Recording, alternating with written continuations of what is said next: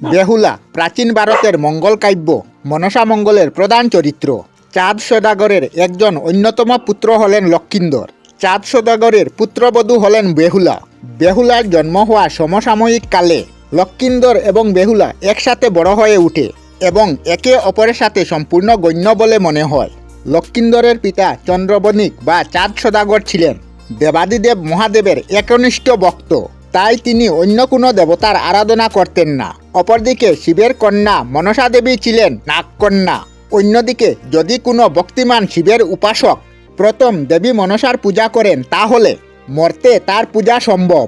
তখন চাঁদ সদাগরকে নির্বাচন করে তাকে অনুরোধ করেন মা মনসার পূজার আয়োজন করার জন্য, কিন্তু শিবের উপাসক চাঁদ সদাগর মা মনসার প্রস্তাবে অস্বীকৃতি হন। তখন ক্রোধান্বিত মনসা শাপ দেন যে তিনি তার প্রত্যেক পুত্রের প্রাণ বিনাশ করবেন। মনসার শাপে এইভাবে লক্ষিন্দর ব্যতীত চাঁদ সদাগরের সকল পুত্র দংশনে নিহত হয়। তাই লক্ষিন্দরের বিবাহের সময় চাঁদ সদাগর অতিরিক্ত সতর্কতা হিসাবে দেবশিল্পী বিশ্বকর্মার সাহায্যে এমন বাসরঘর তৈরি করেন যা কারো পক্ষে ছিদ্র করা সম্ভব নয়। কিন্তু সকল সাবধানতা সত্ত্বেও মনসা তার উদ্দেশ্য বাস্তবায়নে সফল হন। তার পাঠানো একটি সাপ লক্ষিন্দরকে হত্যা করে।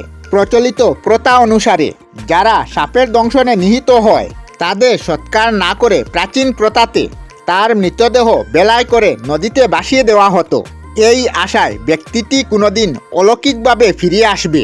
বেহুলা সবার কথা অগ্রাহ্য করে তার মৃত স্বামীর সাথে বেলায় চড়ে বেশে তারা 6 মাস ধরে যাত্রা করে এবং গ্রামের পর গ্রাম শহরের পর শহর অতিক্রম দিতে থাকে। এ অবস্থায় মৃতদেহ পচে যেতে শুরু করে এবং মানুষ তাকে মানসিক ভারসাম্যহীন মনে করতে থাকে। বেহুলা মনসার কাছে প্রার্থনা অব্যাহত রাখে, তবে মনসা বেলাটিকে বাঁচিয়ে রাখতে কেবল সাহায্য করেন। এক সময় বেলাটি মনসার পালক মাতা নিতার কাছে বেলাটি আসে। তিনি নদীর তীরে দুপার কাজ করার সময় বেলাটি ভূমিস্পর্শ করে। তিনি মনসার কাছে বেহুলার নির্বিচ্ছিন্ন প্রার্থনা রেখে বেহুলাকে তার কাছে নিয়ে যাওয়ার সিদ্ধান্ত নেন। তিনি তার ঐশ্বরিক ক্ষমতা বলে চুকের পলকে বেহুলা এবং মৃত লক্ষিন্দরকে স্বর্গে পৌঁছে দেন। মনসা বলেন, তুমি লক্ষিন্দরকে ফিরে পাওয়ার যোগ্য, কিন্তু এটি কেবল সম্ভব হবে যদি তোমার শ্বশুরকে দিয়ে আমার পূজা করাতে পারো। বেহুলা জবাব দেয়, আমি পারবো, এবং এর সাথেই তার মৃত স্বামী লক্ষিন্দরের জীবন ফিরে আসতে শুরু করে।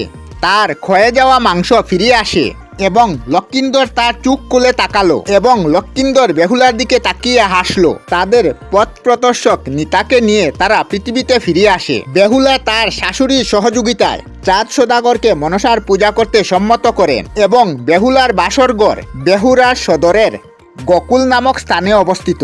বেহুরা শহর হইতে প্রায় 11 কিলোমিটার দূরে এর অবস্থান। আমরা আমাদের চ্যানেলে সব ধরনের ভিডিও আপলোড করি, যেমন ব্লগ, নিউজ, কুকিং ভিডিও, ধার্মিক আলোচনা ইত্যাদি। যদি আপনারা এই ধরনের ভিডিও দেখতে পছন্দ করেন তাহলে এই চ্যানেলটি নিশ্চয়ই সাবস্ক্রাইব করবেন। আমি আপনাদের সাথে বিদায়ক না, আজকের মতো বিদায় নিলাম। আর ভিডিওটি ভালো লাগে লাইক, শেয়ার ও কমেন্ট করবেন। ভিডিওটি সম্পূর্ণ দেখার জন্য অশেষ ধন্যবাদ।